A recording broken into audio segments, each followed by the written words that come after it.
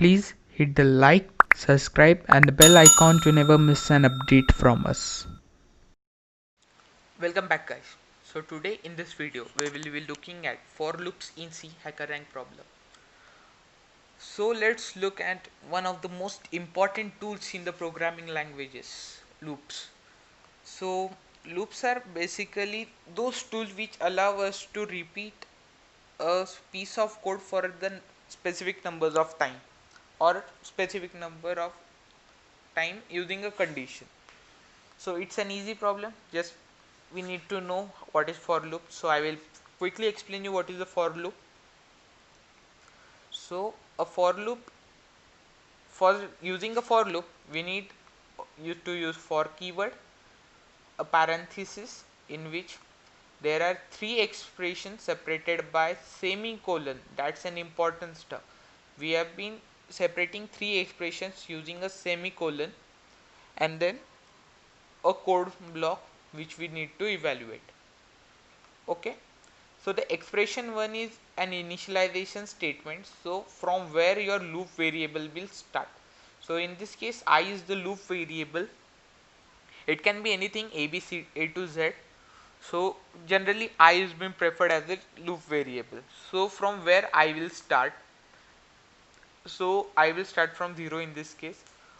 So till which condition is to be evaluated, this is the condition is to be evaluated, which if the boolean value of this condition is true then it will enter the loop, otherwise it will exit the loop. Just in case, just like if statement, if in if standard, remember, if the boolean value of the condition was true it used to enter if case, or it would go in the else block if there, or otherwise next piece of code will be evaluated. Just like that it is over here. And this is an increment statement. You can give here like increase I by 1 2. So in case if we are using or printing odd numbers, we want to increment it by 2, so we will say increase I by 2, I is equal to I plus 2. So far so good. Let's look at the task. For each integer n in interval a and b, input given. So if n lies in increase, so we have to go for each integer n. If n lies between 9 1 and 9 inclusive, so it's similar like the if else problem which we did, if else ladder. So directly I will go for the array logic instead of going for the if else ladder. If you want to check that logic, you can check my that video. So let's get started.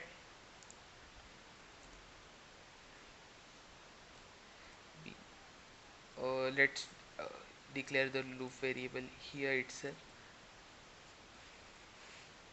So I will declare my character array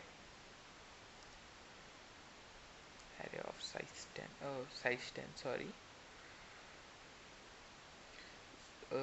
Since array start from 0th element, so I will go for 0 1, oh sorry, 2. Go for small letters since the output is been expected to be small.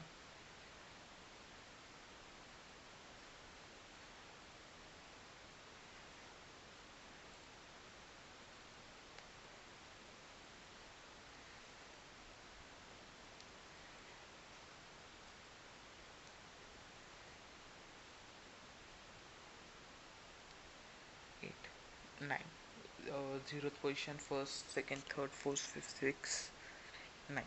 Okay, now let's take the inputs and percent a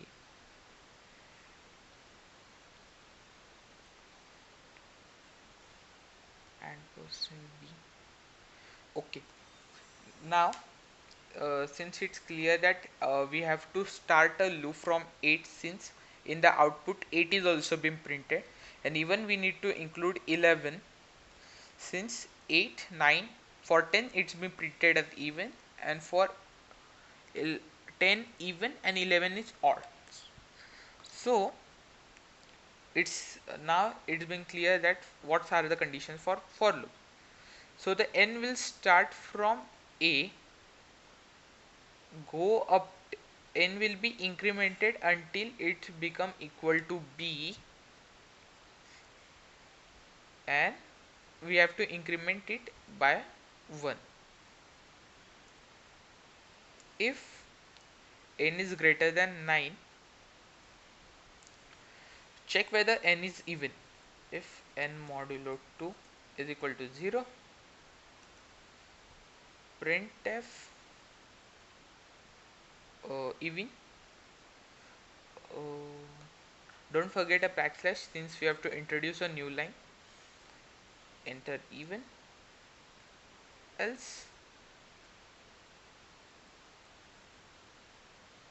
printf odd. If n is less than 9,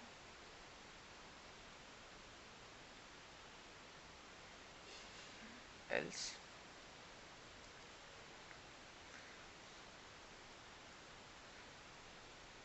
what's happening, puts array I position, ith element of array. So for, oh sorry, ith element, we are using loop variable n over here, so nth element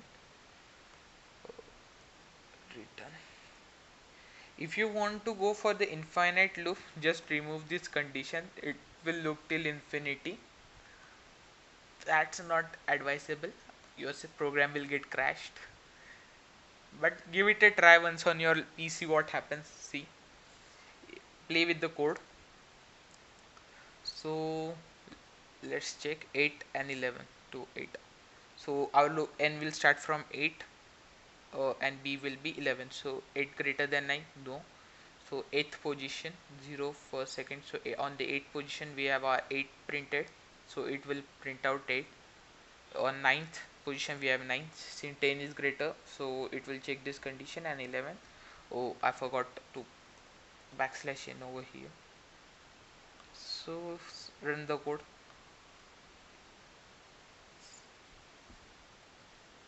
So sample test case is being clear, so submit. Hola, we have done the question. So link to the block will be given in the description box below. Using while loop and do while loop I will discuss is in the next upcoming video.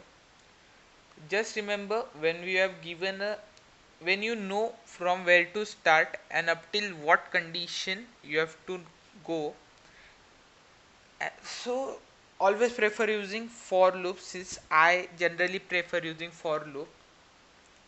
But if you want to carry on some piece of code for unknown number of times, go for while loop. It will be very handy for using while loop in that case. Please make sure to subscribe my channel. See you in the next video.